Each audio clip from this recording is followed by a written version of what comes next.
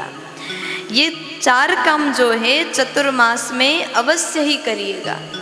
अगर ये चतुर्मास में आप ये 4 काम करते हैं तो आपके ऊपर भगवत कृपा बरसेगी, आपके घर में सुख शांति आएगी, आपके घर में से दरिद्रता भाग जाएगी। ये 4 काम अवश्य करिएगा।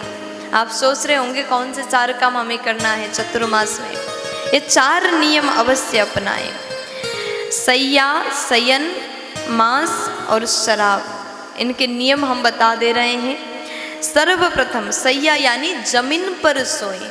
चतुर्मास में पलंग का त्याग करके, बेड का त्याग करके जमीन पर सोए। क्या आप लोग कर सकते हैं?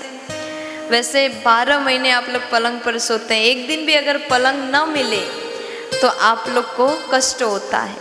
लेकिन चतुर्मास में अगर आप जमीन पर सोते हैं, जमीन पर सोना भी एक त्याग है, एक तपस्या है। चतुर्मास भर 4 महीने अगर आप जमीन पर सोते हैं और भगवत आराधना करते हैं, विधिवत जो रोज करते हैं उसी प्रकार स्नान करके पूजा पाठ करते हैं, तो उसका बहुत बड़ा फल आपको प्राप्त होगा। चतुर्मास का सुंदर अलग ही महिमा है, जितना वर्णन किया जाए उतना कम है। और दूसरे नंबर में शयन यानी सूर्योदय से पूर्व जागना है। कितना सोना है? आप रात में सोए और सूर्योदय से पूर्व ही आप जागे। सूर्योदय से पूर्व उठ करके आपने स्नान किया चतुर्मास में, तो ये भी अत्यंत लाभदायक है। चतुर्मास में मांस का सेवन ना करें। वैसे मांस का सेवन कभी करना नहीं चाहिए, लेकिन अगर आप करते हैं तो 4 महीने कम से कम सुधर जाइए। 4 महीने कम से कम त्याग दीजिए, क्योंकि ये 4 महीने भगवत आराधना करने का महीना है। बड़े भाग्य से चतुर्मास व्रत करने का अवसर मिलता है। ये 4 महीने मांस का सेवन मत करिएगा, लहसुन प्याज का सेवन मत करिएगा, भगवान को नित्य प्रति तुलसी दल अर्पण करिएगा और शराब ना पी। ये 4 काम, ये 4 नियम का ध्यान रखिए। मांस नहीं खाना, शराब नहीं पीना और चतुर्मास में व्रत रहना है। इसी को व्रत कहते हैं। इसका मतलब ये नहीं कि आप 4 महीने भर भूखे रह जाओ, चावल छोड़ दो, नहीं, मत छोड़ो।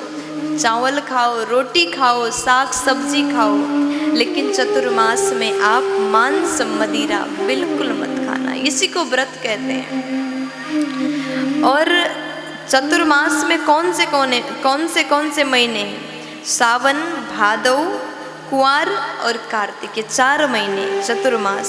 श्रावण के महीने में पूरे सावन भर शंकर जी का आराधना करिए, भोले बाबा को बेलपत्र चढ़ाइएगा। और उसके बाद भादव के महीने में भगवान नारायण का आराधना करिएगा, भगवान नारायण को तुलसी दल अर्पण करिएगा। कुंवार के महीने में माता रानी का आराधना करिएगा, जगदम्बा का आराधना करिएगा। और गुड़ेल का पुष्प, जो लाल पुष्प होता है, माता रानी को रोज आप उनके चरणों में अर्पण करिएगा। फिर उसके बाद में कार्तिक के महीने में सालग्राम भगवान का आराधना करिएगा।